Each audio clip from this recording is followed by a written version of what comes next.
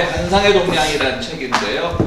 이 일본 사람이 쓴 겁니다. 약간 이 동양 서양 하면 항상 서구적인 관점인데 그걸 이제 일본 사람이 썼다는 것은 좀 우리가 동양으로 분림 당하고 있는 쪽에서 이 문제를 어떻게 볼 것인가 라는 차원에서 썼다라고 볼 수 있고요. 여기 이제 이 책을 이런 시리즈를 편찬한 데는 일본의 그 난징 종교문화연구소라고, 그러니까 남산대학입니다. 우리말로 하면 남영 남자 쓰는 남산대학인데 난장이거든요. 난징이 아니라 난징은 저 북경 저기 중국에 대학살이 있었던데 그 난장 종교문화연구소에서 기획된 책들을 우리나라에 쭉 번역을 하고 있는데 11페이지에 보면 이제 우리가 지난주 그 화엄사상 할 때 지난주에 공부했던 니시다 기타로 같은 사람들이 또 이 난자 종교문화연구소에서 많은 책을 내기로 했던 사람이고요. 그리고 이제 이 또 계속 그 책을 하면서부터 화엄사상 할 때부터 이제 저런 이제 인과관계를 자꾸 설명을 하는데 여기 이제 이걸 옮긴 김승철이라는 양반은 이제 내동갑인데 고대 물리학과를 나왔다 갑자기 신학하겠다고 와가지고 한동안 또 가깝게 지냈는데 부산에 있는 어떤 신학교 교수로 있었는데 이렇게 지금 양력을 보니까 저랑 연락이 끊긴 지는 한 30년 됐는데 일본에 그 공부를 하고 있더라고요. 그래서 난잔대학 인문학부 교수 겸 난잔 종교문화연구소 소장으로 제출합니다. 좀 이렇게 일본어를 잘했던가 올리는. 그렇습니다. 남산대학. 네? 남산대학이 처음 해보는 건전이야. 그렇죠. 남산에 있을까요? 남산공전 대학했어? 옛날에 그 공전이 그거 제가 그냥 유명. 그 원주의 그 상지대학이라고 하죠. 상지대학. 있죠. 네, 지금은 그게 이제 한내 민주화에 성공한 케이스로 그 김 누구더라 이사 그 학교 주임 그다 쫓아내고 이제 완전히 시민대학으로 도민대학으로 바꿨는데 뭐 이런 말하기 그렇지만 좀 저희 다닐 때는 막 그야말로 원주에 있고 이름도 좀 이상하니까 뭐 비명문대학의 어떤 대표 명사 같은 그렇게 불리던 건데 일본에 있는 상지대학은 또 굉장히 유명한 학교예요. 좋은 학교예요. 내가 알기로는 우리 그 김수환 여기 나왔나? 왜냐하면 상지대학이 예수의, 그러니까 한국식으로 되면 서강대학이죠. 예수의 학교로 천지 카톨릭이기 때문에. 그리고 또 지금도 살아서 필력을 떨치고 있는 김형석 교수 같은 사람, 90몇 살 때 뭐 수영 다닌다는 사람. 우리는 너무 나이 많으면 좀 죄송합니다. 대접해주는 게 있다. 김형석 교수 진짜 아무 내용 없는 양반이거든요. 오래 산 걸로 그냥 맨날 뻔한 얘기하는데 신문에서 키워주고. 저는 그게 좀 특이해요. 제가 이제 그 좀 다른 얘기인데, 제가 나온 학교에 뭐 민주동문회, 이것도 녹화되는 거지. 하지 말자. 근데 거기서 이제 갑자기 오늘 무슨 김영석 교수 이 양말 나온 거 하죠. 김영석 교수랑 점심을 먹었습니다. 그러고, 민주동문회라는 이름으로 모이는데, 이따 말하고 있어요. 그런 생각이 딱 들고, 찾아뵙고 인사를 드렸습니다. 욕은 할 필요는 없지만 저주를 쏟아볼 필요는 없지만 그 양반 전 간 것도 괜찮아요. 개인적으로 뭐 친분관계 있으면 가는 것까지도 노인네 한번 찾아뵙고 점심 사드리면 좋아하겠지. 근데 그걸 그 자랑은 아닐 것 같은데 좀 그런 문화가 있더라고요 우리 사회에서. 올렸다고 자랑은 아니에요. 네? 올렸다고 하고 있어 자랑은 아니에요. 그랬다고요. 그래서 이제 그 동양이라는 그게 있고요. 그 이제 우리가 잘 아는 그 오리엔탈리즘의 역사인가 그런 책이 있습니다. 에드워드 사이드라고 하는 그 팔레스타인계 사람이었는데 이제 미국으로 와서 콜롬비아 대학 교수도 하다가 몇 해 전에 이제 별세한 양반인데 그 오리엔탈리즘, 그러니까 동양 그거를 제일 처음 유행시킨 제일 처음 그 말을 보편화시킨 사람이기도 하죠. 그래서 에드워드 사이드의 그 오리엔탈리즘이란 말이 있는데 동양. 그러니까 이게 참 애매하죠. 우리가 동서양이란 말도 잘 쓰고 하는데 우리가 동서양이라고 쓸 때보다는 이 오리엔탈리즘 하면 굉장히 서구 중심의 가치관입니다. 이 동양을 좀 깔보는 듯한 아래로 보는 듯한 서구 중심의 가치관이에요.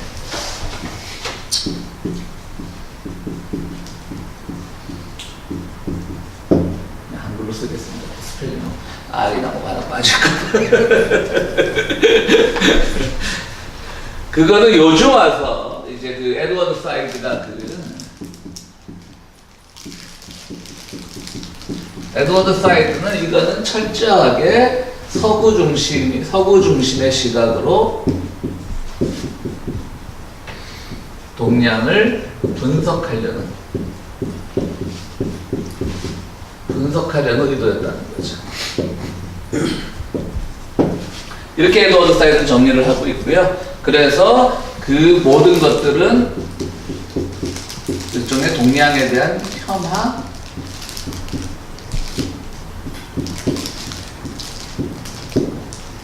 이런 것들이 조금 들어가 있다고 하는 것이죠. 그래서 저는 지난주에도 한번 제가 말씀드린 것 같은데, 그 이토 히로부미가 소위 말하는 동양 평화론을 들고 나왔을 때 그 당시 지식인들이, 아시아계 지식인들이 많이 거기에 흔들렸을 것 같아요. 동양 평화론. 그러니까 이 서구가 자꾸 이 세계가 근대화도 서구 중심으로 일어나니까 동양끼리 뭉쳐야 된다라고 하면서 이제 한중일이죠, 한중일. 이토 히로부미가 어쨌든 뭐 청일 전쟁에서 일본도 이겨버리고 뭐 이쪽에 이제 강자가 됐으니까 그를 중심으로 해서 일어나는 그 이토 히로부미의 동양 평화론 같은 것들이 당시는 상당히 근대화기에 접어들면서 아직 근대화의 세례를 완전히 받지 못한 중국이나 일본의 식자층들한테 그 어필되는 부분이 분명히 있었을 것이다. 그래서 이제 말씀드렸듯이 이제 안중근 같은 사람들이 바로 그 동양 평화론에 굉장히 관심을 가졌던 사람이죠. 그런데 최근에 제가 뭐 제 페이북을 보신 분들도 계시겠지만 거기 보면 어느 책을 읽다 보니까 1908년인가에 8월인가 뭐 일본군하고 전투를 했는데, 그러니까 안중근도 대단히 독립운동을 열심히 한 분이죠. 러시아 지역에서 무력 투쟁도 하고 일본군들을 이제 생포했어요. 근데 우리 독립군 부대원들이 다 죽이자 뭐 이랬겠지. 뭐. 근데 이제 안중근이 풀어주자 그래요, 일본군들을. 안중근이 바로 이제 풀어줬어요. 숫자는 자세히 안 나오더라고, 몇 명이나 풀어줬는지. 근데 그게 계기가 돼서 일본군들이 다시 전열을 정비해갖고 그 안중근이 속한 부대가 굉장히 타격을 입은 거예요. 그래갖고 안중근이 그때 일본을 다시 보게 됐는지 그건 모르겠는데, 그래서 그 유명한 왜 안중근의 대한독립이라고 손도장 있잖아요, 혈서. 그거를 이제 그 사건 이후에 찍게 됐더라고요. 그때부터 이제 일본관이 바뀌게 된 거지. 이 안중근은 어쨌든 동양평화론을 굉장히 높이 샀던 사람인데 이게 그렇지가 않구나, 이게 일본의 야율이구나라고 하는 것을 아마 그 시기쯤에서 깨달았지 않았나. 그리고 그렇게 1년 있다가 이토 히로부미가 뭐 그 다음에 11월인가 암살당했더라고요. 그러니까 일본군을 풀어주고 한 1년 만에 이제 안중근이 그렇게 또 장렬한 거사를 했던 걸 보게 되는데, 어쨌든 이제 에드워드 사이드는 이렇게 동양을 좀 얕잡았던 서구의 시각을 분석을 했던 거고요. 그런데 에드워드 사이드만 해도 뭐가 약점이냐면, 사실은 또 우리가 아는 동양 했을 때 우리가 떠오르는 한중일이 아니야. 팔레스타인계 사람이죠. 그리고 이집트 대학에서 공부하고, 사실 우리가 중동의 사람 보면 또 자세히 보면 몰라도 또 뭐 거의 우리가 말하는 한중일보다는 서구인에 가깝게 생겼잖아요, 중동 사람들 보면. 그래서 이제 미국 가서 공부 더 해서 미국에서 교수하고 쭉 그랬기 때문에 요즘에 이제 또 학문이란 건 항상 까야 마시니까 에드워드 사이드도 너무 또 서구 중심으로 이렇게 갔다, 그런 비판도 있고요. 최근에 이제 우리나라도 그건 누가 사고인지 모르겠는데 나 같은 사람은 사볼 텐데 이런 책이 번역이 돼 있어요. 서발턴은 말할 수 있는가? 서발턴? 서발턴이야? 스펠링이 SUBLTI 그대로.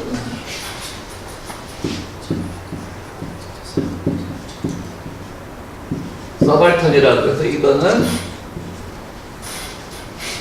그야말로 소외된 자, 뭐 그런 말은 많이 했잖아요. 소외된 자,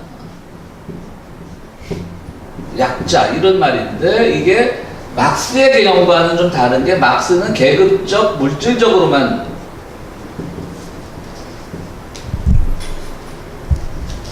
그러면 소외된 거죠. 그렇죠?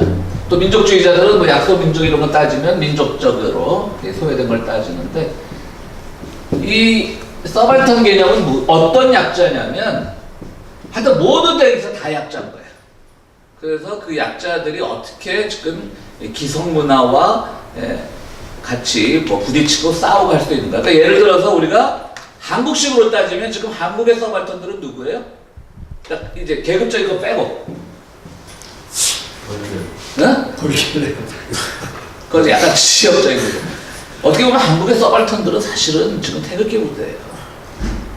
그러니까 그렇죠. 그렇게 생각 안 해요? 약자라고 이게 지금 목소리만 크지. 고립돼가지고 네, 그러니까요. 그러니까 이제 시간 갈수록 고립. 이 자칫하면 서발탄이라는 게 그렇게 약간의 그 우파적인 그런 약자들도 편들어줄 수 있는 그런 좀 오해의 소지는 있지만 어쨌든 그들 약자잖아요. 저는 애잔해 보여요. 불쌍해 보이고 자식들한테 대접 못 받고 그거 아시죠? 지금 태극기 부대에 나오는 분들 중에 대부분이 한국 같은 데 학력사회에서 학벌도 좋은 분들 많아요.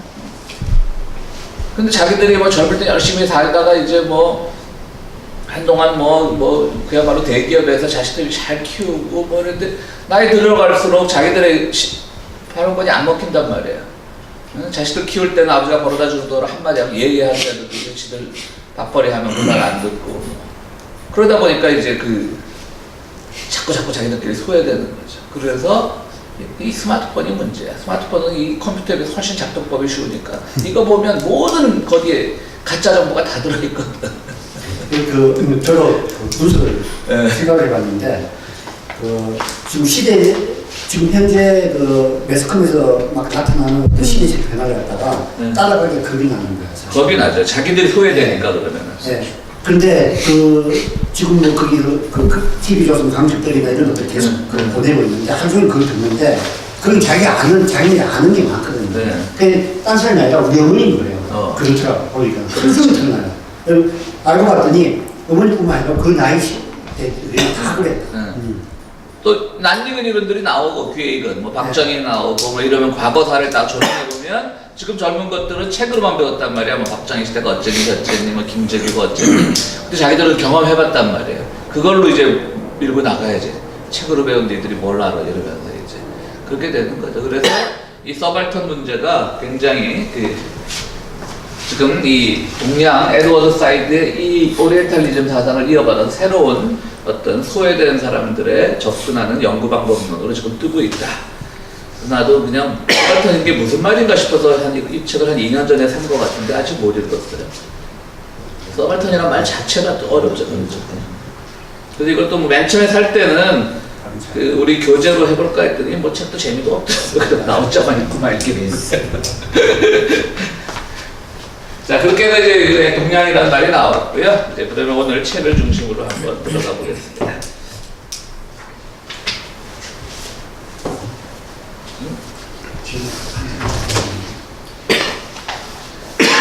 먼저 우리 서론을 보도록 하겠습니다. 서장 여행으로의 유혹입니다.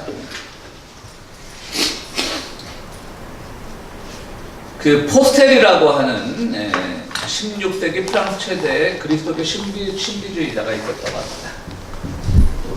이 18페이지에 나온 얘기인데요. 기독교 신비주의 중에 이 카발리즘이라는 게 있었습니다.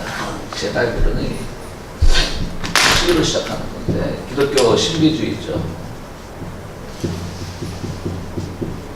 여기는 뭐 점성술도 들어가고요. 특히 이제 숫자에 관한 게 많이 들어갑니다. 카발리즘에는. 그러니까 왜 숫자에 들어간 게 많이 들어가냐면 헬라어도 그렇고, 그러니까 그리스어도 그렇고요, 히브리어도 그렇고, 우리가 지금 우리가 쓴 숫자를 아라비아 숫자라고 말했듯이 이게 중동 쪽에서 개발된 숫자인 거고요.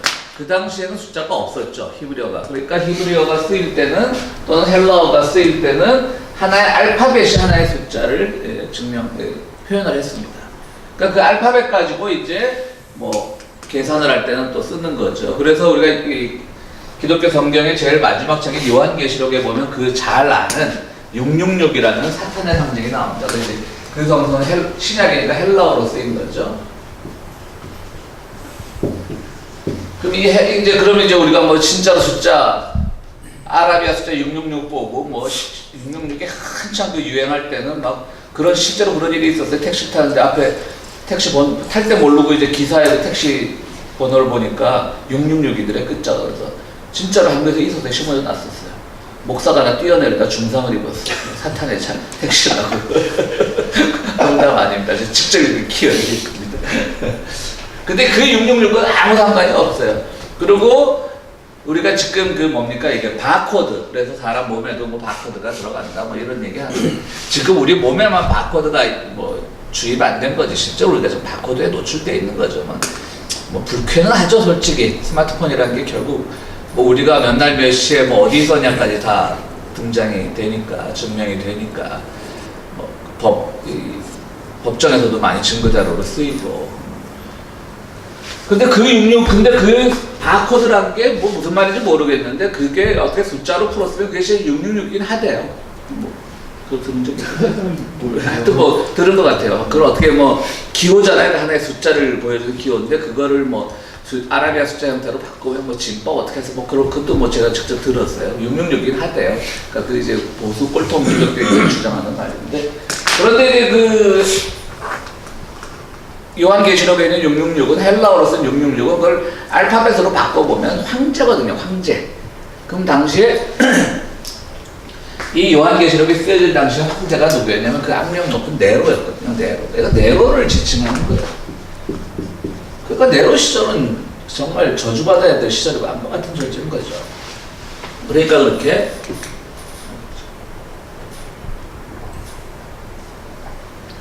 비유해서 쓴 건데, 그걸 굳이 우리가 666이라는 숫자에 전념할 필요가 없다라고 합니다. 카발리즘은 이제 그런 숫자 가지고 많이 장난치는 그런 기독교 신비주의인데, 이 포스텔이라고 하는 사람은 기독교 신비주의자의 하나인데, 이 사람이 주장한 그 내용 중에 16세기 사람인데 주장한 내용 중에 붓다가 곧 예수라는 말이 있었다고 합니다.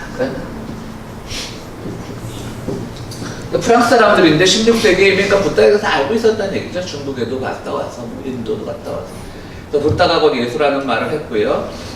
우리 주 예수, 동방, 거기서 이제 동양이라는 말이 나왔답니다. 동방의 끝에서 숭배되고 있는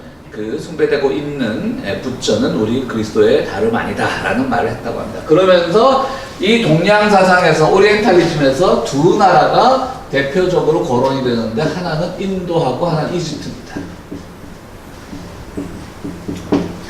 그래서 결국 16세기까지의 사람들이 말할 때 동양이라고 하는 것은 인도와 이집트만을 말했던 거고요. 이집트는 그나마 이제 중동권에 있으니까 많은 사람들이 가봤고요. 그리고 가보면서 이집트의 긴 역사에서 굉장히 긴 역사를 이제 신비화하고요. 인도는 아직 가보지 않은 곳이지만, 가본 사람들도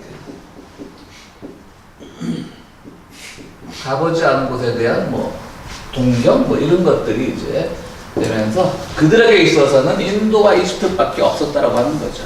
그러니까는 중국이라는 나라는 분명히 알려져 있었을 텐데, 16세기면 가본 사람은 없었어도 그때까지만 해도 중국은 그야말로 상상 속에만 존재하는 나라 같은데 너무 먼 거죠. 그나마 인도나 이집트는 가볼 수 있는 나라라는 생각이 들었기 때문에 그들이 생각할 수 있는 한계는 인도와 이집트였다고 하는 거죠. 그래서 이 포스텔이라는 사람이 바로 여기서 인도를 굉장히 축혀 세우면서 그 안에서 이제 예수 그리스도가 바로 붓다였다, 이런 말을 하게 되는 겁니다.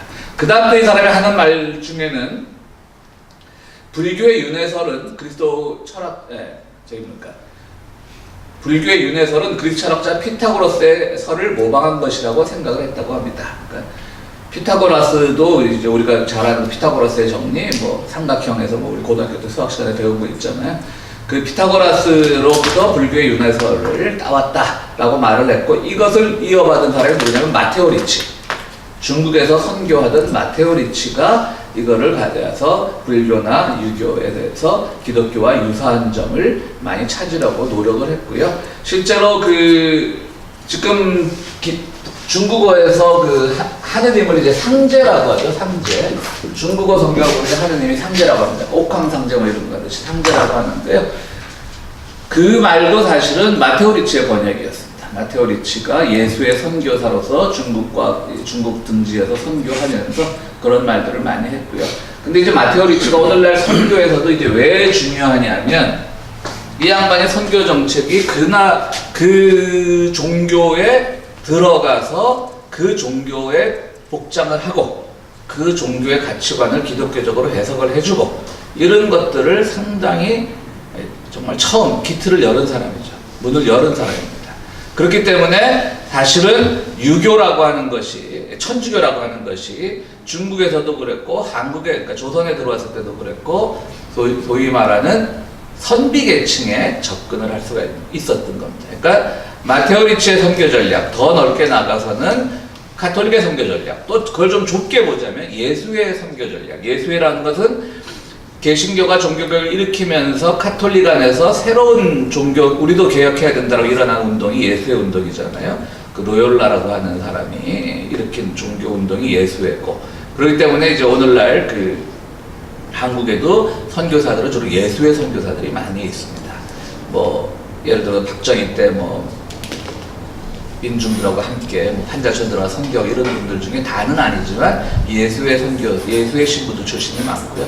뭐 교리는 다 똑같습니다. 뭐 다른 거 없고요. 다 똑같지만 어쨌든 그 예수의 소속이란 걸 굉장히 자랑스럽게 생각하고, 말씀드렸듯이 서강대학이 예수의 대학이고요. 좀 가톨릭 대학은 이제 뭐 프란치스 수도의 소속인가 그렇고, 가톨릭 의대는 여러 번 말씀드렸죠. 한국에서는 대학이 서열화되어 있는데 대학이 좋아지려면 의대가 있어야 돼. 그럼 학력고사 점수가 높아. 그러면 그 뽑을 때 의대를 뽑는 거예요. 근데 공직자님 생각 어떨지 모르겠어요. 제가 대학 들어갈 때는 우리가 흔히 말하면 뭐 서울대, 연대, 고대, 서강대 이렇게 집어넣었어요. 근데 지금은 한국에서 서강대가 저 한 8위, 9위권으로 떨어져 있어요. 그렇더라고요, 요즘은. 한대, 성대가 들어가 있다고 지금 보니까. 그래요, 진짜로. 그래서 서강대 의대가 없어요. 근데 한동안 그 서강대가 그 우리 가톨릭 의대랑 합치자. 한동안 말이 많이 되는데 결국 안 합쳤어요. 못 합쳤어요. 그리고 그러니까 똑같은 교리고 다 교황청에 소속되어 있고 하지만 그 또 수도회 간에는 묘한 그런 갈등이 있는 거예요. 그러니까 가톨릭 의대는 정말 명문대학이었단 말이야. 예전에 의대만 있고 신학과도 딱 두 과만 두 개만 있었는데 가톨릭 의대 간호학과가 있었나 봐. 기억이 잘 안 나. 있어요. 우리 때도 있었나? 있어요. 하여튼 그렇게 한 3개 학과가 있어요. 신학과, 가톨릭 의대, 그 다음에 저기 뭐야 그 간호학과 그렇게 있었는데 결국은 그 춘천에 있던 성심여대랑 합쳤잖아요. 성심여대랑. 지금 가톨릭 성심대학이에요. 아셨어요? 그 성심여대가 아니에요. 이제 남자도 뽑는 가톨릭 성심대학이에요. 그리고 춘천에 있던 캠퍼스가 성신이요? 정. 성심. 성심. 성심이 가톨릭 용어니까. 성신은 저기 기독교 응. 교회 참 계시는. 그렇게 해서 지금은 뭐 그러니까 성심 예전에 우리 세대는 성심여대였지만 그 성심여대 애들 이쁘다 그래갖고 저희 또 강원 춘천까지 가서 미팅도 하고 그랬었는데. 그 도남동에 있는 게 그 성심. 성신. 예. 아니요, 성심은 부곡에 있었는데. 우리 때 저기 있었어. 저기 뭐야 원주에. 그러다가 이제 부천 쪽으로 온 거예요. 부천 쪽으로 오기 위해 네, 네, 얼마 안 됐어요. 네. 여대 위치를 굉장히 파악을 빨리 잘하시네요. 여대 위치를. 그 왜 피천득의 인연이라는 데 보면 그거 나오잖아. 내가 뭐 지난 춘천에 있는 성심여대 강의를 나가다 보니까 내가 일본에 있을 때 일본에 있는 성심여대 다니던 뭐 아야코가 뭐 생각이 났고 뭐 그런 얘기 나오잖아요.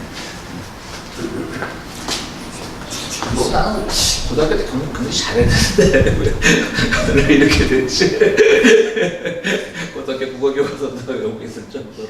그래서 그 고대도 원래 의대가 없다가 그 네. 우석대하고 그렇게 열심히 합치려고 노력했던 이유가 그렇죠. 의대를 맞죠. 예. 포섭하려고 했거든요. 예, 맞아요. 아. 그것도 그때 예? 서울여대가 서울의대인가? 서울여의대. 여의대 맞아. 예. 그게 합쳤죠 고대하고. 예, 예.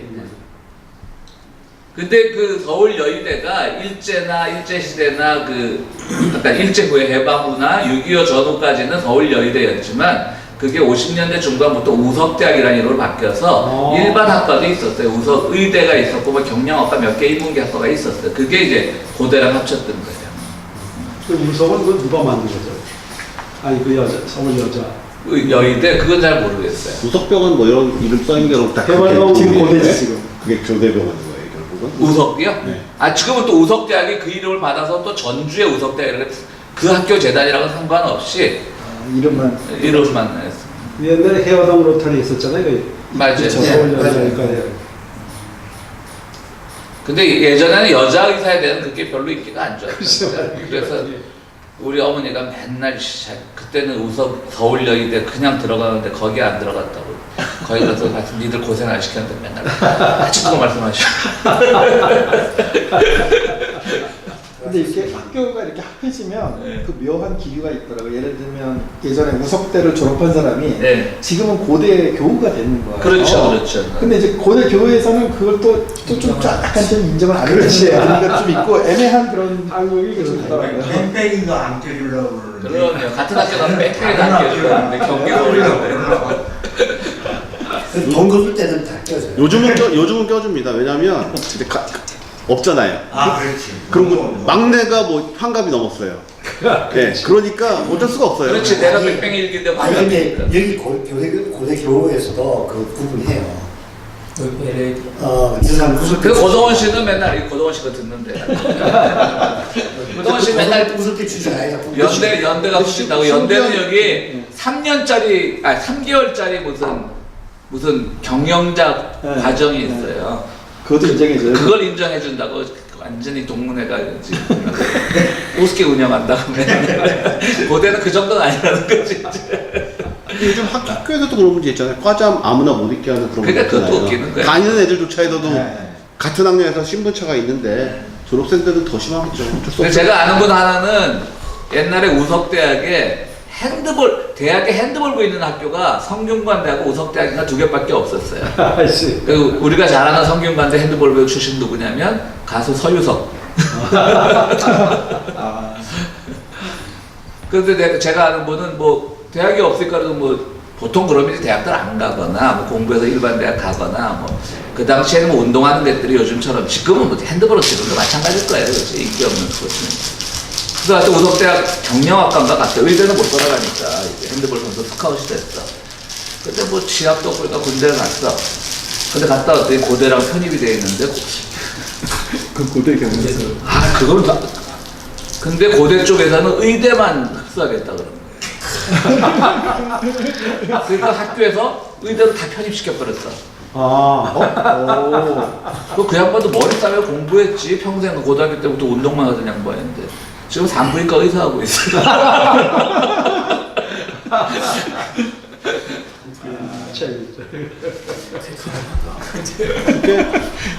사람마다 뭐 고등학교 때 공부 못했다고 머리 나쁘다는 얘기는 아니니까. 복불복이야 인생이라는 거죠. 자, 그렇습니다. 하여튼 뭐 그랬다 그러고요. 뭐 쭉 가면 이제 그래서 이제 이집트에 대한 그 반상이 많았기 때문에 나폴레옹이 정권을 잡은 다음에 무려 167명의 학술 단원을 이끌고 나폴레옹이 직접 이집트 원정에 나섰다고 합니다. 그러니까 이미 이제 유럽은 다 점령을 했고 더 이상 전투는 필요 없으니까 학자만 167명이 되니까 그 밖에 뭐 같이 따라가는 군인들은 있겠죠. 전투부대원들은 167명을 갖고 거기서 이제 이집트의 그 비교, 그러니까 비밀 종교 같은 그 피라밋에 대한 그 연구를 시작을 하면서 동양에 대한 관심들을 이렇게 가지기 시작했다고 하는 거죠. 그러면서 거기서부터 이제 나폴레옹이 꿈꿨던 건 인도, 그 다음에 어디입니까? 컨스탄티노플, 그러니까 이스탄불 지금의 그 터키, 거기가 이제 동로마 제국의 수도였잖아요. 그러니까 그거를 다 이제 아우르는 하나의 제국을 꿈꾸기도 했다고 하는 겁니다. 그러니까 그들에게 있어서는 컨스탄티노플도 굉장히 또 신비의 땅인 거죠. 근데 그때는 이미 컨스탄티노플이 그 동로마가 망하고 그 아랍권에 넘어가 있을 때 이슬람권에 그걸 이제 나폴레옹은 그거를 점령하고 싶었겠죠. 그리고 인도는 그때까지 해도 이제 무주공산이었을 거고 영국이 조금 들어가 있긴 했을 거고요. 그렇게 많은 이제 그 지도자들이 그 동양에 대한 관심을 가졌다고 하는 겁니다. 그래서 흔히 말하면 이제 뭐 기독교 목사들이 개신교 목사들이 그런 설교를 많이 해요. 뭐 이집트는 죽음의 역사다. 그러니까 피라밋을 그렇게 만들고 거기 이제 평생 죽지 않는 그 미이라를 만들어서 그래서 저렇게 뭐 그런 종교는 다 죽음의 종교고 우리 뭐 예수 믿는 사람들은 생명의 종교, 부활의 종교고 그런데 가만 생각해보니까 그 비유도 틀린 게 죽음의 종교가 아니에요. 이집트가 삶의 종교예요. 끝까지 영생하고 싶었던 사람인 거죠. 그러니까 그거는 바꿔 말해보면 개신교나 이런 뭐 카톨릭 딱 포함해서 기독교에서 지나치게 사후세계를 강조하면 똑같은 꼴 난다는 거 그런 좀 느낌을 받더라고요. 그러니까 사후세계 오래 영원히 산다는 것에 대한 너무 집착이 했던 거죠. 죽음의 종교가 아닌 거예요. 그러니까 그냥 삶의 종교인 거죠 우리가. 근데 대부분이 아니고 하루 한 명만 돌아오는 걸로 보통 생각하고 미래를 만드는 거잖아요. 그게 대중적인 게 아닌데 그렇게 생각해도 되나요? 파라오가 신이니까 예. 신이 돌아온다는 건 대중적인 사람도 돌아온다는 얘기겠지. 그렇게 되겠죠. 시온 혼자 돌아와서 누구? 근데 일반인은 미라를 안 만들잖아요. 미라 안 만드는 이유가 만들죠. 돌아왔을 때 육체가 썩어 있으면 환생을 못 하니까. 근데 뭐 조선에도 미라 같은 게 많이 발견되고 그것들은 다 재생이나 환생에 대한 게 있을 거고 뭐 우리가 잘은 모르지만 이집트에도 그 민간 전통 안에서도 미라가 있었을 수 있다. 그러니까 그런 말은 내가 어디서 들은 것 같아. 순장 제도에 있어서 그때는 뭐 사실 생명이라는 게 별게 아니잖아요. 사람들이 뭐 매일 죽는 거 보니까 뭐 애들 태어나가다도 죽고. 그러니까 순장 제도 할 때 대부분의 그 뭐 도망가는 사람들도 있었겠지만 영광으로 생각한 종들도 많았다는 거지. 왜? 그렇게 해서 같이 미라가 되니까. 그리고 이제 그런 내 적어도 저승에 가서는 배골진 않겠구나 우리 주인마님하고 같이 뭐 그런 생각들도 있었다라는 또 주장들도 있어요. 그렇지만 뭐 난 도망갔을 것 같아. 내가 그때 순간에 당해야 될 사람이라면. 목사님 어려서 그 배를 안 보고 아 그럼 죽어서라도 배불려 주려 죽는다고? 그럴 그럴 수도 있을 것 같아요. 그 배고프다는 게 도망가서도 낙이 없어서 그런 의미였죠 그러면? 물론 이제 뭐 그렇겠지. 도망가면 굶어 죽는 것밖에 더 있었겠어 그때. 아니 농지 개혁할 때도 암적 전환하고 그 소작원들이 주인 밑에 계속 있게 해주십시오 했던 게 그런 많잖아요. 것도 있죠, 맞아. 그럼 농주를 준 건 아니었나? 농주 개혁할 때? 우리는 물론 남한에서 아니 실패했지. 자기 가진 거, 어.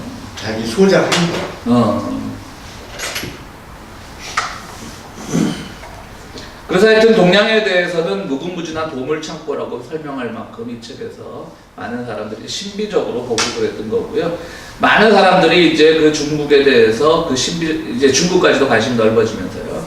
중국에 이제 관심을 가지면서 라이프니츠라고 하는 철학자도 중국에서부터 뭔가를 진리를 발견하려고 애를 썼고, 심지어는 볼테르라고 하는 프랑스의 근대 사학자가 있어요. 굉장히 사람은 반기독교적이었죠. 그 볼테르 같은 사람조차도, 그러니까 이 책에서 조차도라고 말한 건 뭐냐면은 그 사람은 좀 이성적으로 사고할 줄 알았는데 그게 아니라 볼테르조차도 그렇게 또 중국이나 인도나 이런 이집트에 대해서 신비한 어떤 보물창고 같은 생각을 가지고 있었다.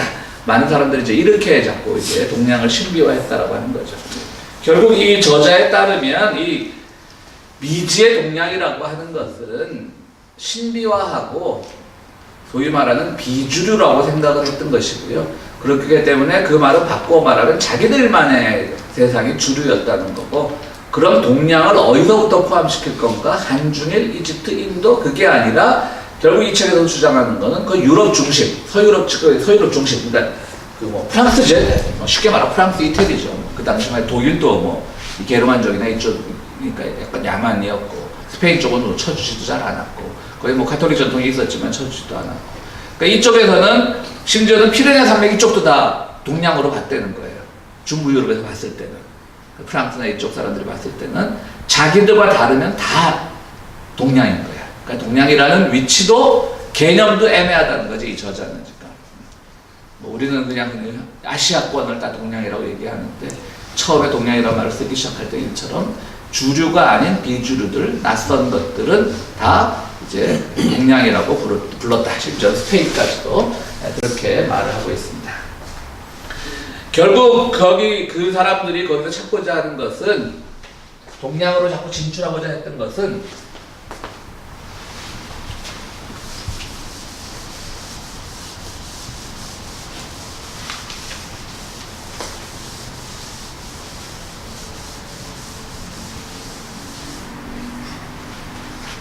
진리를 위한 여행이었는데요.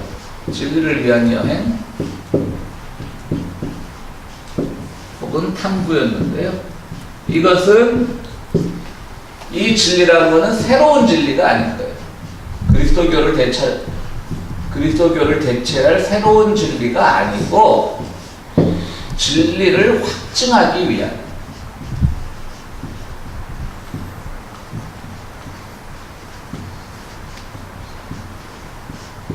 호기심이었다는 거죠. 무슨 말인고 하면 그리스도교의 진리가 봐봐 이 유럽 중심으로만 있었던 게 아니야. 그리스도교의 진리가 동양가고 다 있어. 형태만 다르게 하고 있을 뿐이지 이거를 얘기하고 싶었다는 거죠. 한판. 네? 한파죠. 그래서 그들로부터 어떤 그들에게는 자연이성이라는 게 있는데 보니까 또 많은 신들 여기 책에 나와요. 많은 각 지역마다 많은 신들이 있을 거 아니에요. 신들이 있는데 어찌도 보니까 다 그리스도교다 이렇게 말을 하는 거예요.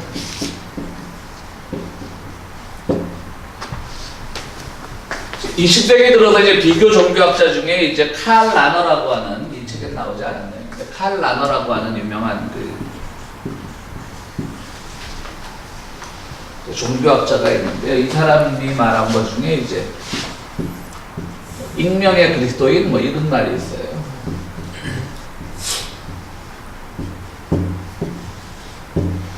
그러니까 자기가 그리스도인인데 그리스도인인지 모르고 있다는 익명의 그리스도인은. 우리는 난 그리스도인이야, 난 개신교인이야, 난 가톨릭이야 뭐 이렇게 자기의 그 호명하는 그걸 갖고 있는데 익명의 그리스도인이라는 말은 그걸 갖고 있지 않다는 말이에요. 그래서 그 익명의 그리스도인은 뭐냐면 본래부터 그 마음속에 그리스도의 가르침을 담고 있었다는 거죠.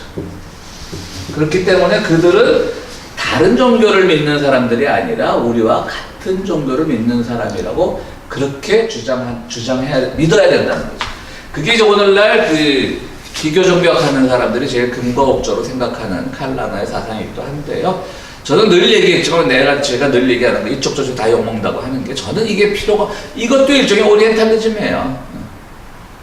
그러니까 왜 꼭 다른 이의 사상이 기독교와 똑같아야 되는데 그냥 불교인은 불교인대로 존중해주면 되는 거예요.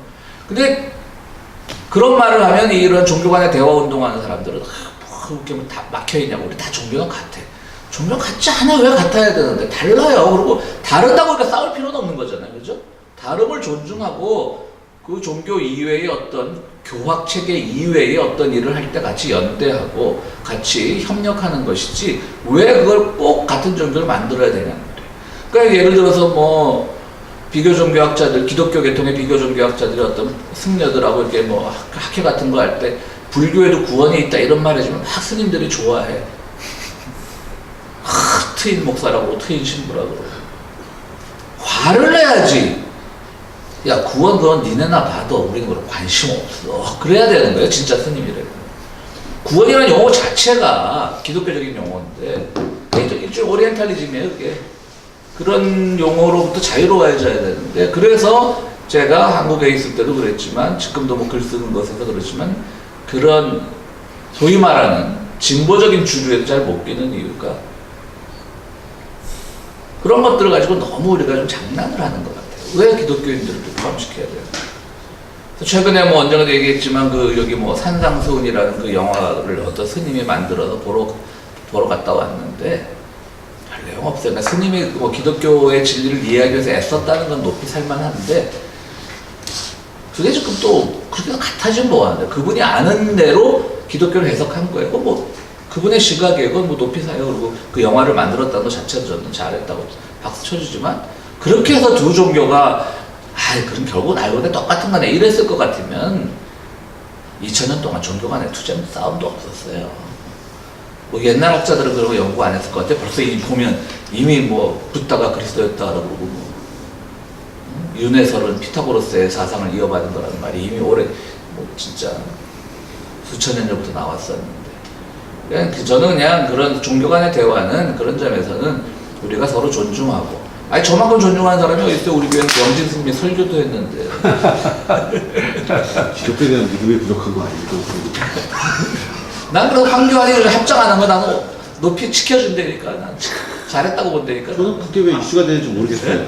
그게 합장 안 한 걸 안에서 지금 신문에서 많이 까고 자꾸 키워줘야 돼 우리가. 그래야지 걔가 다음부터 그게 맞는 줄 알고 나가더라고. 그가 결국 같이 근데 다음엔 할 것 같아요. 지금 너무 이슈가 돼가지고 다음엔 하지 않겠어요? 하면 또 인기 빠고 하면 더 웃기는 거지. 하면 더 웃기는 거야. 끝까지 안 해야지. 끝까지 안 해야지. 난 잘했다고 그래. 썼어. 잘했다. 기독교의 표를 아직도 많이 의식하고 있는 거지 아직까지. 근데 기독교의 아시죠? 황교안은 안 됩니다. 뭐 이러면 차기 대통령 안 됩니다. 더 재밌는 게 경선도 통과 못 한다고 봐요. 경선 안철수한테 밀릴까? 아니, 더 재밌는 게 저 우리 나 여사님께서 대선 불출마 선언을 했다고? 언제요? 아니 오늘 그래? 올라온 게 요번엔 안 될 거라고 생각하니까. 아니 안 된다. 아니, 그걸 왜 해? 아니, 그걸 왜 해? 진짜 왜? 나 안 할 거니까 까지 마죠. 재밌다. 나 안 할 거니까 까지 마. 야, 그거겠네. 그럼. 나 안 할 거니까 대선 안 나오니까 까지 마. 그런다고 안 갈까? 안 갈까? 아이고. 한국에서는요, 이게 기득권이라는 게 묘해요. 한국의 개신교인들은 대부분 장로교하고 감리교예요. 그리고 장로교는 기독교 장로교와 예수교 장로교의 통합 측과 합동 측이라는 세 개가 주류예요. 그 사람들은 보수적이에요. 다 보수적이지만 막 나가진 않아요. 눈치만 보지. 그러니까 지금 뭐 한기총인가 뭐 빤스 목사라는 사람 아시죠? 그 사람도 형식적으로는 장로교 목사지만 그 소속 교단은 듣보잡 교단이야. 그러니까 그 사람을 왜 그런 듣보잡 교단을 한기총회 회장으로 시켰냐? 이런 주류 교단 사람들이 너 해. 그리고 욕도 네가 다 먹고 필요할 때 우리가 얻어먹을 거 있을 때는 걔는 앞서서 얻어먹는 거고 그거예요 진짜로. 그렇기 때문에 한국에서 가장 작은 분소교단인 침례교 전도사라 그래서 이 장로교 쪽에 보수적인 교인들이 그 표를 안 찍어요. 한국 교인 그런 게 묘한 게 있어요.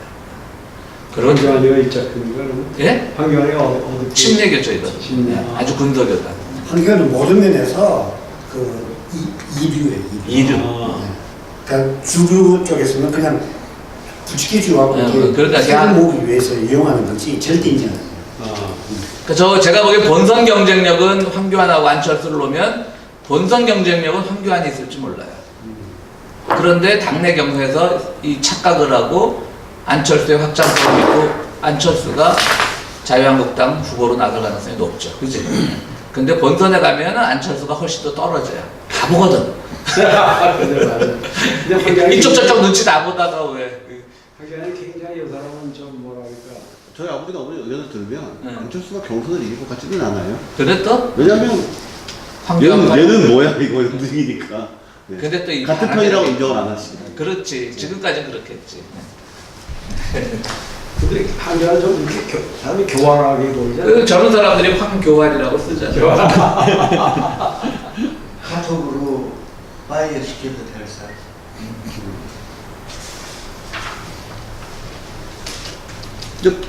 되고 나서 지금 이쪽에 표가 많이 올라갔어요. 황교안이 나오고 나서부터. 그래서 그렇죠. 예. 그 말은 뭐 교활하든 하든 간에 정치적으로는 되게 지금 뭔가 좀 다른 여태까지 있던 이쪽 워낙 이상한 사람들이 많았으니까 이쪽에서 표는 얻고 있는 거거든요. 그게. 지금까지 눈이 좀 따라가는 거지. 워낙 주변에 없어서 주변에 지금 아무도 없었는데 황교안 딱 나오고 나서부터 그래도 지지율이 되게 많이 올라왔어요. 진짜. 아니 근데 그 사람들 나중에 감옥 갈 거 아니야? 지금 전부 수했던데 그 사람들. 뭐 수에서 간만 가면 갈 사람 많죠. 네. 한 20년 걸린다고 그러는데. 그 진짜 한국에선 정치인들이 최고로 센 놈들이 되고 잡아넣겠어요. 아니 그 민간 무슨 그 변호사 협회가 뭔가 있어요. 민변이야. 민변인가 거기서. 그래서 이제 그 말씀드렸듯이 동양에 대한 호기심을 가지는 것은 어떤 그들로부터 새로운 진리를 찾고자 하는 그런 흐름이 아니라 기독교적인 진리를 확인시키자고 하는 거죠. 니들 지금 뭐 사도행전에 보면 사도 바울이 그런 말을 하거든요. 아테네에 가서 보니까 아테네에서 연설을 해요. 그러니까 이제 이 사도 바울하고 바나바라고 옆에 따라다니는 사람들이 있으니까 뭐 바나바를 가리켜서는 사람들이 이제 연설을 하니까 우리 성경에 뭐라고 돼 있더라. 하여튼 뭐 허메스라고 하고 그 바울을 가리켜서는 소스라고 해요. 근데 그게 뭐냐면 제우스고 바울은 사람들이 리더십이 있었나 보죠. 그리고 그 바나바는 옆에서 아마 성경 해석을 잘해준 모양이죠. 그러니까 헤메스인가 사도행전 개혁식 성경편은 그게 너무 헐머노이틱스, 그러니까 해석의 신이래. 지금 해석학이 헐머노이틱스잖아요. 그 신이 이제 뭐 뭔가를 잘 해석해둔 신이 헤메로이스인가 뭐 있었어요. 히랍 신화에. 그래서 글을 가르쳐서 뭐 헤메노스인가 이렇게 부르고 그랬던 것처럼. 근데 그때 사도 바울이 연설을 할 때 당신들이 지금 저 신상을 섬기고 있는데 알지 못하는 신을 섬기고 있는데 그 알지 못하는 신이 아니었다. 그게 바로 하나님이었다라고 말을 해요. 그런 논리였던 거죠. 사도 바울의 그런 논리가 가득 차 있었던 겁니다. 그래서 가면서 이제 이들이 맨 처음에는 동양에서 관심만 가져 있을 때는 그거를 정적인, 그러니까 고요한 정적인 보편주의라고 불렀고요. 그 다음에 이제 그리스도교와 합쳐지면서 그리스도교는 동적인 보편주의가 되는 겁니다. 이거는 이제 헬라 사상인 그리스 사상의 헬레니즘이 되는 거고요. 이거는 기독교가 되는 겁니다.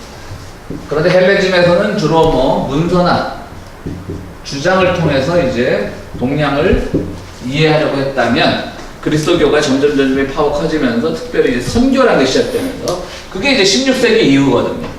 이게 바로 이제 신구교의 교세 경쟁인 거죠. 그런데 지금은 선교하면 신교가 훨씬 더 열심히 하지만 이 16세기나 17세기에는 신교는 아직 선교를 한 역량은 없었어요. 왜? 자리를 잡아야 되는 거예요. 이 카톨릭판인 이 유럽에서 자리를 잡아야 되니까 내부 결속을 할 때라면 신교는 구교는 이미 가진 노하우나 그 인프라가 많으니까 야 유럽을 반을 뺏기게 생겼다. 큰일 났다.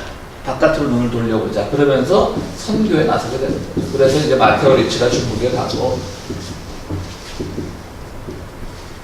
소위 말하는 이제 이 동양, 동적인 움직임, 다이나믹한 보편주의에 따라서 이제 남미로도 가게 되는 거죠. 뭐 남북미죠. 그러니까 아메리카로 가게 되는 거죠. 근데 아메리카로 가게 돼서 그게 재밌는 거 아니에요. 그래서 어디로 온 줄 알았어요? 인도로 온 줄 알았던 거잖아요. 인도 찾아간 거. 왜 인도 찾아간 거예요? 동양을 찾아간 거예요. 그리고 가서 인도라고 생각을 한 거예요. 멀리 왔거든. 그러니까 지구 끝까지 온 것 같거든, 유럽에서. 방향 잘못 잡은 거죠. 그러니까 인도가 더 가깝죠, 유럽에서. 밑으로 내려가면 되니까. 근데 그때는 바다로 햇빛으로 돌아가야 되니까 그러면 아프리카로 돌아가고 응답이 없어서 수혜주의나 하여튼 그래갖고 뭐 지는 데는 얼마나 멀리 왔겠어. 그래서 딱 했으니까 이제 있는 사람들도 인디안이라고 부르고 뭐 인디오라고 부르고 그렇게 되는 거죠. 그래서 이제 봐서 여기를 이제 정말 아직까지 우리가 인디안이라고 부를 정도로 인도라고 생각을 해서 이 선교가 시작되면서 그들과의 이제 사상적인 교류가 시작이 되면서 여기서 이제 이 저자, 일본 사람이 저자도 하는 말인데 진정한 보편주의였다면 그렇게 학살하고 그들을 억지로 개종시키고 하지 않았어야 된다는 거죠. 그건 제가 늘 기독교의 유일신사당이 보편주의이기 때문에 그렇게 적대적이지 않았다고 주장해왔던 거 같은 말인데요. 다 하나는 적이 없는 거지 뭐. 근데 이것들은 보편주의, 즉 하나님이 온 세상을 다스린다는 그 신념을 가지고 가놓고 그들을 타자로 취급을 한 거예요. 타자로. 조금 그냥 같은 하나의 그래 우리랑 똑같네 이름만 다르게 믿고 있었네 이렇게 해버리면 되는 건데 그들을 보편주의를 강요하면서 폭력을 동반해서 보편주의를 집어넣으면서 그들을 타자로 취급을 하면서 거기서 엄청난 학살극이 벌어지는 거죠. 그러니까 그 남미의 어떤 뭐 페루인가 어디에 왜 추장이 죽으면서 유언한 유명한 말이 있잖아요. 이제 화형을 시키려고 그러는데 끝까지 저항했던 사람이에요. 페루인가 어디서 그래서 이제 결국 스페인 군대한테 잡혀갖고 죽는데 그 군종 신부가 이제 물어봤어. 너 지금이라도 하나님 믿으면 천국에 갈 수 있다. 죽기 전에. 그 인디안 추장, 인디안이 아니지만 어쨌든 인디안 추장이 물어보죠. 그럼 니들도 거기 가냐? 간다. 난 안 간다. 그게 유명한 말이죠. 그러니까 지금 뭐 스님들이나 이분들 교육을 좀 배워야 돼요. 누가 상대방이 게임 척하고 타전배도 구원이 있습니다고 안 봐도 니들이나 봐도 우린 해탈할 거야 이러면 다 공으로 돌아갈 때 이러고 나와야 되는데 그러고 나서 이제 서로 뭐 사이좋게 놀고 그러면 되는 건데 그게 잘 안 되거든요. 있을지도 몰랐어 못하면. 제가 한창 좀 비교적 공부할 때는 너무 이제 기독교에서만 잘하다가 뭐 갑자기 이제 뭐 원칙, 뭐 우연하게 비교 종교와 공부를 해놓으니까 타종교에 대한 의례나 이런 건 잘 모르니까 하여튼 어디 뭐 답사 가면 기념품이랑 기념품 다 사왔어요. 그래서 뭐 나무 목각 부처상 또 뭐에다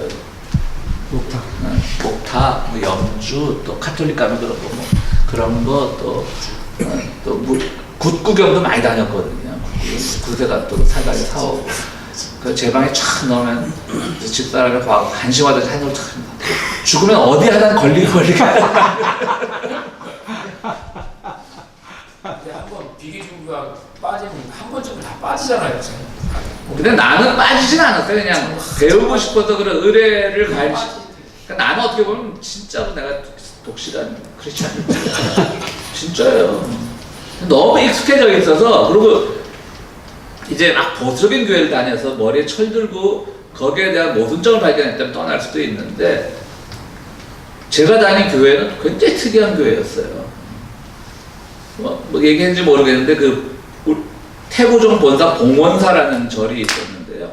그 봉원사 사하촌이에요. 우리 동네 살던 동네가 봉원동이라고 하는 동네인데 봉원사예요. 봉원사 말고 장가가는 이제 대처손들 본사인데 그러니까 그 제가 다니던 교회가 제가 결혼하기 전까지 전도사로 나가기 전까지 다니는 교회 목사님이 이제 그 교회가 이제 저랑 나이가 같아요.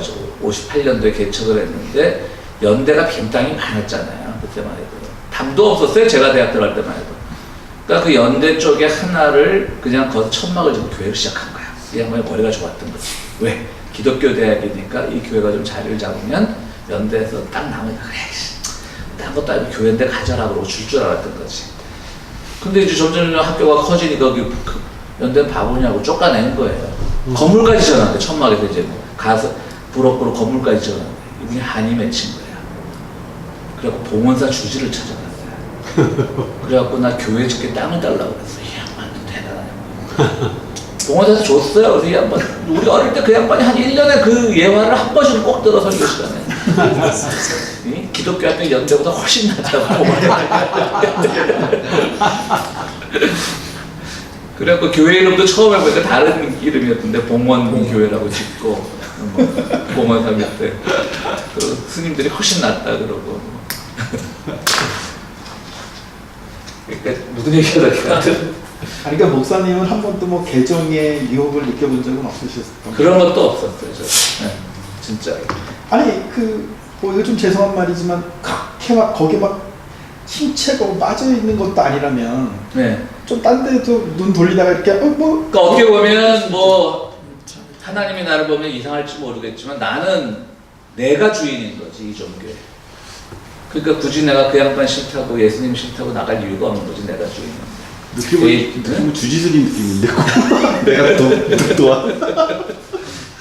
그러니까 심지어는 우리 저 고목사님 나오는 한신대학이라고 있는데 제가 이제 학부를 신학과 나왔단 말이에요.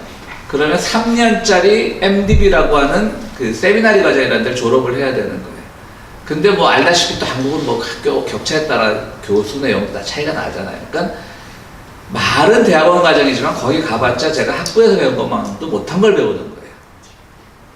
그런데 당시에 목사님 나온 한신대를 가면 지금은 그것도 바뀌었지만 내가 다닐 때는 6개월만 하면 학부에서 신학을 한 사람들은 6개월만 하면 그냥 학교 졸업장을 인정을 해주는 거예요. 학부를 했기 때문에 6개월 과정만 하면. 그리고 감리교 신학대학을 가도 6개월만 하면 주는 거예요. 근데 저는 감리교에도 좀 열려 있었고 또 저는 결혼식도 또 기독교 장로교 한신대학교 때문에 경동교에서 결혼식을 했고 우리 가족은 그냥 말로 합동, 통합, 기장에 다 나눠져 있어요. 기독교인이 아닌 식구는 하나도 없어.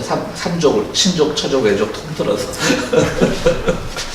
그래서 저는 가도 돼요. 그리고 그 기장의 그 대표적인 인물이었던 강원영 목사가 또 저랑 사돈이에요. 그러니까 그 양반이 오라 그랬어요. 빽이 있지. 그냥 그 양반 밑에서 뭐 승승 뭐 할 수 있지. 고 목사는 알 거 아니야. 강원영 빽이 있다면 그 당시에 뭐 어디든 진짜 가시네. 경동교회 차도 들어가셨을 수도 있고. 그런데 감리교도 갈까 기장 갈까 그러다 꼭 내 교단에서 좋은 게 아니라 이 교회에서 20년을 자랐는데 뭘 또 치사하게 옮기냐. 그냥 통합 측 신학교 3년 가자 그러고 갔던 거예요. 2년 아니에요? 3년이었어요. MD 또 전 중간에 1년 잘려가지고 4년 만에 졸업했어요. 학교 시험 지금 사고. 저 광랄로 거기 말씀하시는 3년이에요? 3년. 3년 그럼요. MD는 3년이에요. 미국도 3년이잖아. 지방진학교 나오는 아 그거는 또 딴 얘기고요. 잠깐 쉬었다 그랬어요. 그건 목사 그냥 어족을 나눌 때 인도 유로피안이라 그러잖아요. 그리고 그쪽을 아리안으로 묶잖아요. 그래서 그것도 이 동양에 대한 그 환상에 나온 분류법이라고 합니다. 그래서 유로피안들이 인도를 그만큼 환상적으로 봤고 아리안족이라고 하나로 묶었고 그런 점에서 히틀러도 실제로는 동양에 대한 신비 의식을 갖고 있었다는 거죠. 이 저자에 따르면. 그러니까 뭐 유대인은 그렇게 죽였을지언정 아시아에 대한, 그러니까 동양에 대한 그런 신비감을 히틀러도 가지고 있었다고 보고 있고요. 어쨌든 그 동양이란 거는 이처럼 많은 사람들이 새로운 관심을 가지고 있었지만 또 이 책에서 뭐라고 나오냐면 그럼 동양은 어디인가? 아주 역설적인 대답을 하죠. 유럽 안에 있다. 그들이 만들어낸 게 동양이라는 거지. 아까 말씀드렸듯이 지리적으로 의미가 없어요. 예를 들어 스페인 쪽도 막 동양으로 부르고 그랬으니까 다 동양이야. 중부 유럽 아니면은 동서가 그때 뭐 애매모호했는지 하여튼 다 동양이야. 그러니까 바꿔 말하면 비주류, 뭐 서발턴, 그때 서발턴이라는 용어 없을 때지만 서발턴, 비주류, 뭐 이국적인 것, 뭐 그런 것들을 다 동양이라고 부르면서 그러면서 무시하는 게 아니라 거기도 우리의 기독교적인 진리가 이미 퍼져 있을 것이라는 그걸 갖고 가서 연구를 해보니까 뭐 기독교가 다녀간 흔적은 없지만 이미 그런 비슷한 사상을 갖고 있다. 그렇기 때문에 우리 기독교는 보편적, 뭐 능동적, 적극적 보편주의다, 행동적 보편주의다. 이런 말을 가지고 이제 동양을 보기 시작했는데 왜 그럼 죽였냐는 거지. 사람들 그렇게 많이 그러니까 결국 그들은 보편성을 무시하는 사람이었다는 거죠. 타자를 계속 타자로만 봤던 거예요. 우리로 보지 않고 조금 표현이 다른 우리로 보지 않고 타자로만 봤다라고 하는 것이 이렇게 분석을 하고 있습니다. 그러면서 이제 그 최근에 이제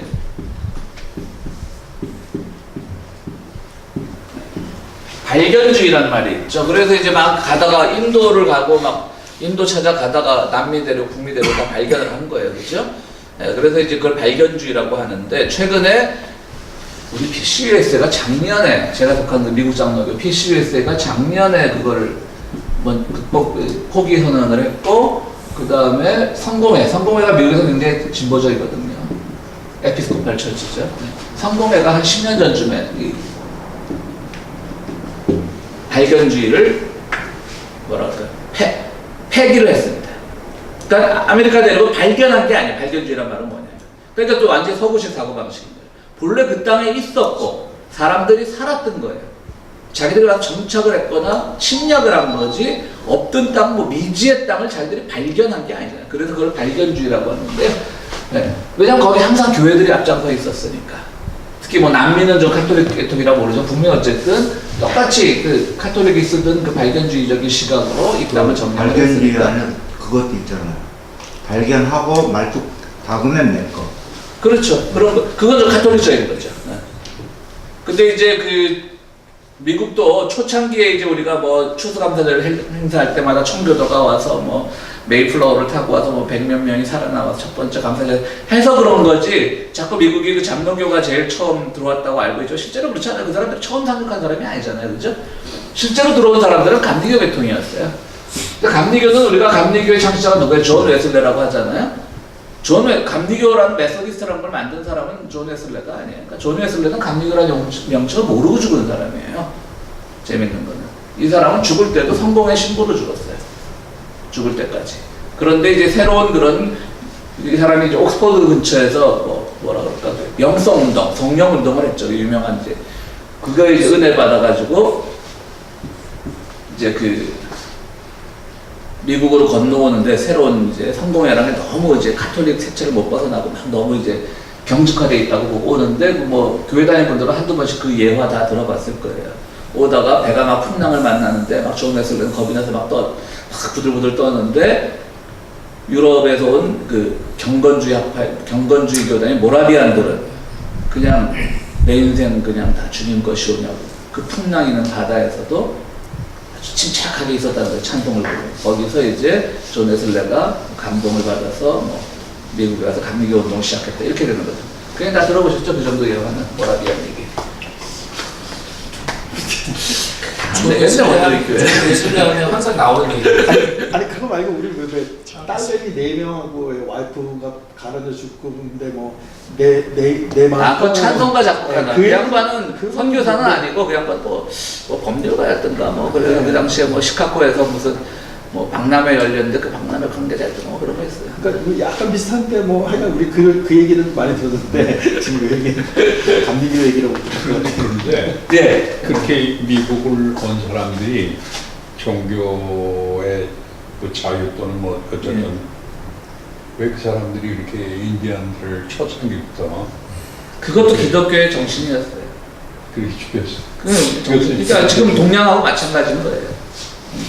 그러니까 그들을 타자로 다른 이로 본 거죠. 정말 하나님의 사랑, 하나님의 유일한 신이라고 믿는다면 아 우리가 그때 뭐 좋은 의미로 아 우리가 미처 발견하지 못한 우리의 형제자매들이 이렇게 달고 있었구나 이렇게 봤으면 되는데 그게 아니라 그냥 자기들의 그 앞가림을 막는 존재로 봤던 거죠. 초창기에 그 인디안들의 도움으로 그 사람들이 생존을 했잖아. 그렇죠. 예. 그런데도 도움을 준 사람들을 다 죽였잖아. 예. 그것도 재밌는 게요. 우상을 섬기고 있는 사탄의 자식. 그것도 참 이게 그것도 참 그게 아니까 그게 미국 역사를 보면요. 1800년대 중반부터 인디안 학살이 시작됐습니다. 처음부터 인디안 학살이 시작된 게 아니에요, 진짜로. 19세기죠. 19세기 중반부터 시작이 됐어요. 한 1830, 40년. 그때 뭐냐면, 이제 사람들이 이게 참 이 종교가 그래서.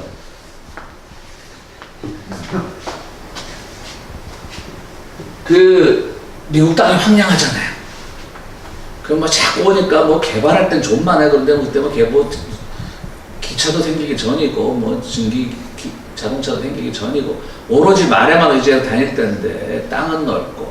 그 일부 이미 17세기부터 왔던 사람들은 자리 잡아서 목 좋은데 다 자기 거 차지하고 있고, 뭐 교회 하나씩 번듯하게 지어놓고. 그러니까 들어와가지고 이 사람들이 굉장히 영적으로, 정신적으로 갈등을 많이 겪는 거죠. 힘들고. 그러니까 뭐 이제 서부시대 영화처럼 총 쏘고 죽이고 뭐 이런 거 하는데, 그때 기독교에 있던 신흥 종교들이 많이 생겨났어요. 이 사람들은 기존의 장로교, 그러니까 청교도죠 일종의. 그 다음에 성공회, 뭐 감리교.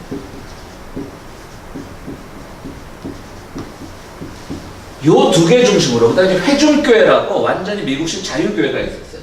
우리 목사도 필요 없어. 우리 회중이 최고야. 회중교회라는 게 있었어요. 그 곽건영 목사가 지금 있는 교회가 본래 회중교회였어요.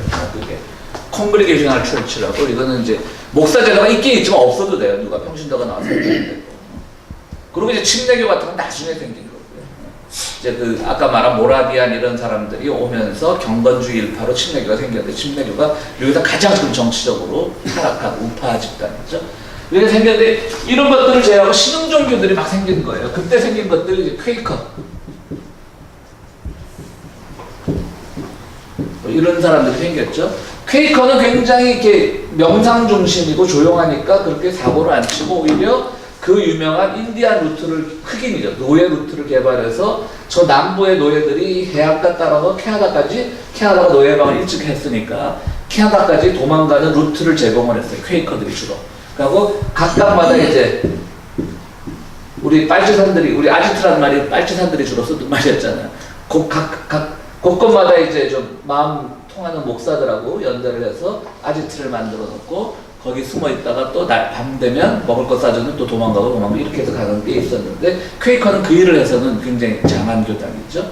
그런데 이런 신흥 종교는 막 그냥 요즘 말로 하면 오순절 계통. SD하고 몰몬도 그때. 네, 몰몬도 몰몬 네. 여호와 몰몬은 이제 완전히 미국 자생 교단이고, 여호와의 증인도 굉장히 제7일 안식일이죠. 안식교. 그런데 이것과는 다른 새로운 오순절 계통의 교단들이 막 생겨났어요. 근데 뭐 라이트가 들어가, 빛. 일단 라이트 무브먼트가 생겨나가지고 막 춤추면서 밤새 불 들고 막 돌아다니고 이러는 거예요. 이제 춤추면서. 우선 라이트. 그래갖고 이 사람들이 하나 잘한 건 인디안 선교를 했어요. 왜냐하면 자기들 속담으로 나가바리가 없으니까요. 이미 제도권들이 다 잡고 있으니까. 그까지는 좋아요. 이게 지금 인디안 학살에서 잘 드러나지 않는데, 근데 인디안들은 또 자기들 땅 뺏긴가 그 사람들도 얼마나 지금 상실감이 크겠어요. 그런데 미국 놈, 백인 놈들이 뭘 믿나 봤더니 뭐 하나님 믿고 예수 나오는데 얘들도 일본 애들도 와서 자기들을 가리키는 거예요. 그러니까 거기서 인디안식 기독교가 엄청 발전을 해버린 거예요. 이런 오순절 계통의 백인들이 전해준 기독교가 인디안들한테 엄청 어필이 됐어요. 그리고 그 안에서 메시아도 나왔어요. 이게 주류 교단들한테 겁이 난 거예요. 왜냐하면 이 종교가 개입되니까 제도화되고 조직화되는 거예요. 그러니까 이건 진짜 자기들 딱 잡아주기 좋은 이단이 돼버린 거지. 차라리 안 믿었으면 그만인데 지들 가르쳐 놓고 지들 거를 왜곡되게 해석을 하니까 그때부터 이 미국 역사 보면요, 인디안 학살사는요 의외로 늦게 시작했어요. 한 19세기 중반에 시작을 했어요. 그때부터 막 죽이기 시작한 거지. 그러니까 그 뭐 우리 인디안 학살한 영화 보면 대부분 말 타고 뭐 복장도 거의 근대식 복장이잖아요. 장총도 들고 다니고. 그게 그 총이라는 게 굉장히 개발된 이후에 일어난 일인 거죠. 근데 대량 학살은 예. 그래서 뭐 그런 그 역사적인 사실을 모르고 예. 중반부터 생겼지만은 예. 그 매사추세츠의 건너온 그 청교도들이 예. 초창기 그 사람들이 인디안들 도움을 받았는데도 예. 나중에 배신하는 그런 얘기가 있잖아요. 그렇죠. 근데 그 사람들이 조직화되어 있지 않았어요. 대량 학살로 연결되지 않았고요. 실제로 영화 보면 인디안들하고 잘 어울렸어요. 그 영화 같은 데도 그런 장면들이 많이 나와요. 이미 그들 속에 들어와 살고 있는 사람들도 많이 있었고요. 그 조금 이거보다 이후 세대지만 20세기 초, 19세기 말 20세기 초에 일어난 얘기지만 영화 흐르는 강물처럼 보신 분들 기억나세요? 흐르는 강물처럼이라는 영화가 있어요. 브래드 피트 나오는 건데. 근데 거기서도 보면 인디안들하고 같이 밤에 모여서 술 먹고 그래요. 근데 이제 거기는 장로교, PCUS의 목사가 이제 브래드 피트의 아버지가 걔들하고 어울리지 말라 그러지. 근데 브래드 피트는 그런 걸 극복하고 싶은 거예요.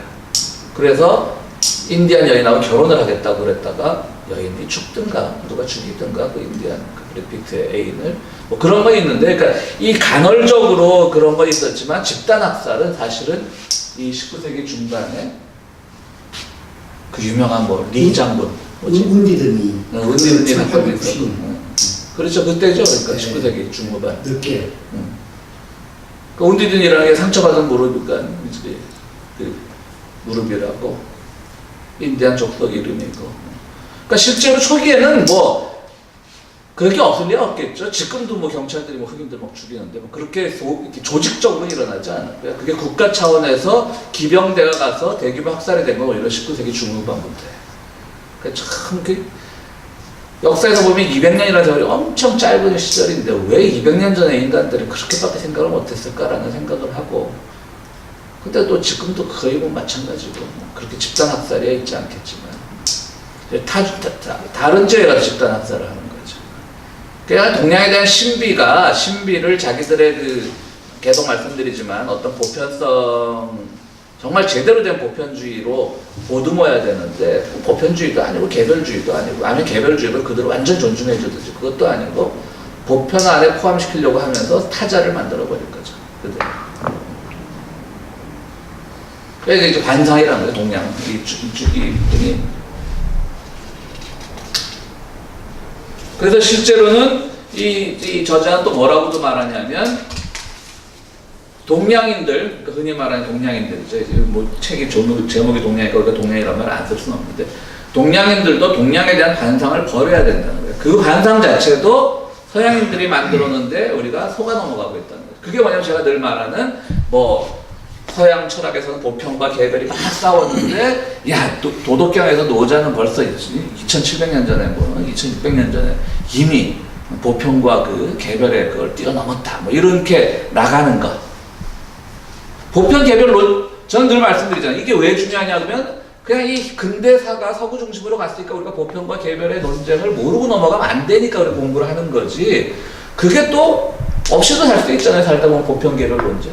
근데 그 프레임을 그대로 받아갖고 또 아시아 동양 철학에서 야 우리는 이미 오래전에 극복했어 라고 말하는 것조차가 이 프레임에 걸려든 거라는 거지 이 양반. 근데 맞는 말 같죠, 그죠? 그래 보편이 뭔데? 뭐 아까 제가 구원 얘기했듯이 구원이 뭔데? 보편이 뭔데? 개별이 뭔데? 뭐 그건 이런 거고 저런 거고 다 그런 거지. 세상이 뭐 함께 가는 것도 있고 개별적으로 가는 것도 있고 이렇게 넘겨야 되는데 그 프레임에 자꾸 맞추려고 그러는 것도 웃기다는 거지. 그래서 도올 김용옥 같은 사람이 굉장히 기발하고 천재적인 사람이지만 그 양반이 이제 이런 서구 기독교를 까기 위해서 우리 전통적인 아시아 종교들이 굉장히 그 서구 기독교가 서구 철학이 수천 년 동안 고민해온 걸 이미 그대로 오래전부터 해석했다라고 말하지만 실제로는 그것도 그들의 논리에 또 매이는 거지. 근데 뭐 해석학적 관점에서 그런 그 어떤 그 관점을 갖다가 제시하는 그 자체가 뭐 프레임에 많이 든다고 이야기하는 건 좀 너무 그런 거 아니에요? 그 프레임 자체를 서구가 만든 거 아닐까? 일단 그 프레임에서 던져주는 거지. 그 프레임 속으로 그러니까 내 말은 김용옥 같은 사람들이 우리는 이미 오래전에 해석을 해결했어라고 뭐 이렇게 그때 좀 한방 거지. 해석학적 관점이라고 해서 그렇다고 해서 그래서 우월적인 그걸 뭐 이야기하고자 하는 게 아니잖아요. 근데 이제 이 저자는 뭐 이 양반 말에 또 우리가 100% 믿을 뭐 100% 동의하는 건 아니죠. 이 양반은 아시아인들 스스로도 그 자기들도 그 환상의 동양의 환상에서 빠져나와야 된다는 거지. 자기들이 우월했다. 그거 봐. 응? 유럽인들이 서구인들이 우리 배우려고 얼마나 왔어. 뭐 이런 것도 사실은 그들의 프레임일 수 있다는 거지.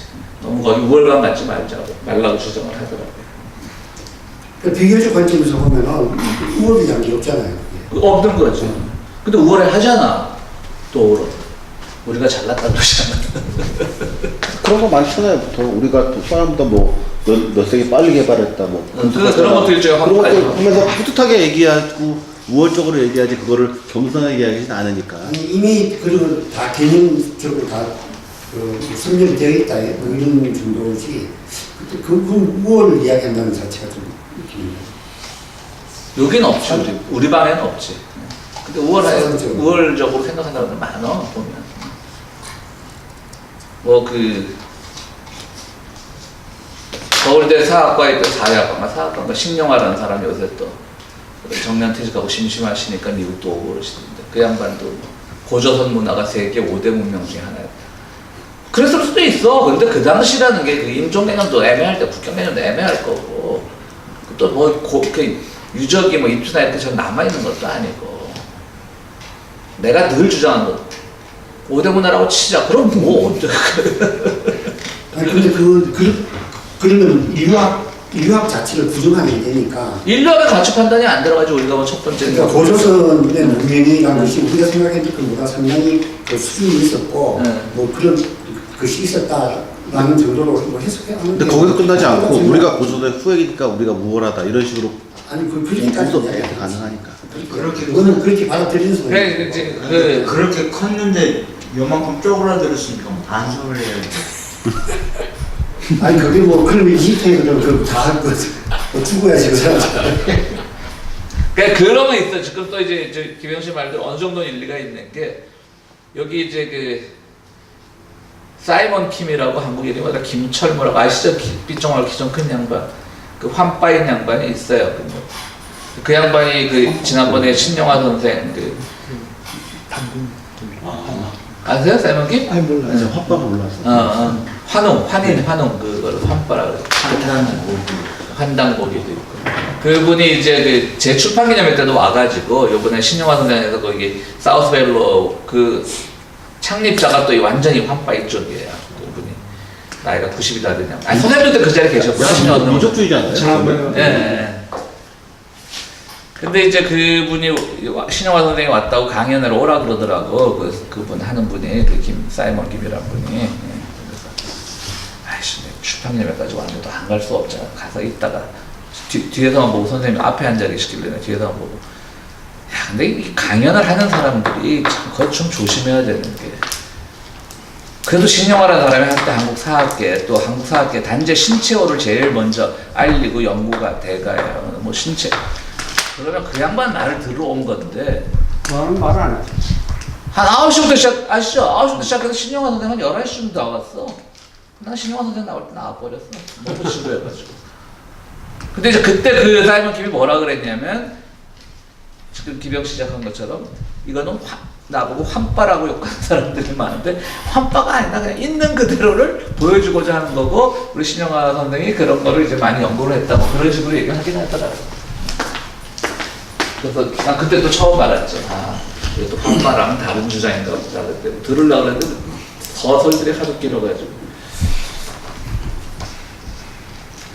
그래서 이제 심지어는 하여튼 헬레니즘에서 인도로부터는 또 뭘 배웠냐면 이제 대지모신이라고 해서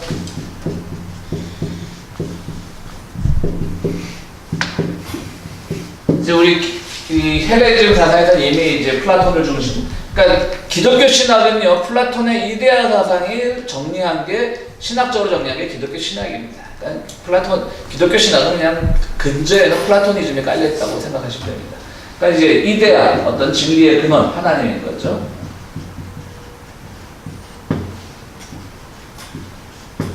그것이 이제 신격화되는 게 이제 신으로 되는 것이고요. 그런데 이거는 항상 좀 천상이라는 존재가 많았어요. 천상에 있다라는 그런 개념이 많았는데 인도 쪽이나 이집트 가보니까 대지모신도 있다는 거죠. 그러니까 땅이 엄마의 역할을 한다. 이거는 일종의 북의 신앙이죠. 하늘 북의 신앙인데 엄마가 이 땅에도 있는 신, 그런 대지모신이 있다라고 하는 그런 것들도 배워오면서 이제 이런 신학적으로 결합을 하는 거죠. 그 과정에서 나온 것들이 뭡니까? 이제 그게 신학적으로 하면 엄마가 강조가 되는 거죠. 그럼 거기서 이제 마리아 사상이 또 자리 잡게 되는 거고. 이것도 어떻게 보면 북의 종교의 어떤 어머니 사상, 대지모신 사상을 이제 신학에서 받아들인 거고요. 그렇게 되면서 이제 신학도 계속 발전을 하게 되고요. 심지어는 이런 말도 있었다고 합니다. 어디 써놨는데 플라톤은 생각 보니까 플라톤이 누군가 했더니 모세였다. 같은 사람이라는 주장도 있어요. 그러니까 이제 동양에 모세를 찾아간 거죠. 이제 모세도 동양인 거죠. 아까 말했던 이집트라는, 그러니까 플라톤은 모세였다라는 주장도 있고요. 뭐 그러면서 이제 또 부처도 사실은 예수였다라는 말도 있고, 뭐 그런 식으로 이제 점점 신학들이 발전을 하게 되는 겁니다. 근데 그때만 해도 자꾸 이제 서로의 비슷한 점을 찾으려고 하는 거죠. 비슷한 점을 찾으려고 하면서 동양에 대한 신비와 해석이 점점 반상적으로 빠져들어갔다고 하는 겁니다. 심지어는 창세기 5장에 보면 생각이 안 나는데 사람의 딸들과 하나님의 아들이 결혼을 하기 시작했다는 말이 나와요. 5장인가 그래요. 그러니까 이게 창세기도 글자 그대로 해석을 하면 문제가 되죠. 누굽니까? 가인이 아벨을 죽여고 가는 곳에 도시를 세우고 해서 결혼하고 막 그러잖아요. 지구상에 그때 3명밖에 없어야 되는데 아담, 하와, 가인, 나중에 또 셋이라고 하나 더 놓긴 하지만 그럼 누구랑 결혼했냐고? 목사님 듣고 막 억지로 해석을 해놓고 되게 웃겨. 해석하지 마세요. 그거 그냥 신화를 그냥 기록한 건데. 이제 가인이 가면서 거기 가면서 이제 인구가 늘어나니까 드디어 이제 사람의 아들이니까 아마 그게 하나님의 아들과 사람의 딸들이 결혼하기 시작했다. 뭐 이런 식의 창세기 5장에 나와요. 그러니까 그런 사상도 뭐냐면 이 책에 보니까 실제로 피타고라스 같은 사람은 진짜 실제 있던 인물이잖아요. 근데 이 사람들도 그 당시에는 신적인 존재와 실제로 이 땅에 살았던 존재가 구별이 모호했다는 거죠. 그래서 피타고라스 같이 수학의 기초, 어느 정도 수학적으로 부분의 기초를 잘 모르겠습니다만, 그야말로 그 당시에는 최고의 석학이고 이성적인 학자였지만, 그들도 올라가다 보면 혈통을 올라가다 보면, 한 3대 올라가다 보면 반신반인이었다는 걸 그들이 스스로 얘기하고 다녔다는 거죠. 그게 다 동양에 대한 신비함에서 나왔던 것이고, 그래서 이걸 공부하면서 보니까 그래서 성서에도 그걸 또 새롭게 읽히게 되었구나. 그것이 어떤 신비함. 그때만 해도 사람이 그냥 대대로부터 하나의 그야말로 진화를 거친 뒤에 인간으로 존재했다는 생각을 감히 못한 거죠. 그러니까 진화론에 와서는 우리의 조상이 원숭이가 되지만 유인원이 되지만, 그러니까 네안데르탈인이 되고 호모사피엔스가 되지만 그 당시에는 그런 것들이 없으니까 적어도 몇 대 올라가면 우리가 신의 피를 가진 신적인 혈통이었을 거라는 생각을 피타고라스 같은 사람도 했다는 거예요. 그럼 그것도 다 동양에 대한 이집트나 이런 데 대한 신비함에서 다 나왔다는 거죠. 그들 스스로는 생각을 못하고. 그게 이제 오늘까지 얘기입니다. 오늘 서장하고 1장, 2장 하려고 지금 결국 서장 끝났습니다. 그만하겠습니다. 오늘. 1장까지 끝난 거네요. 1장까지.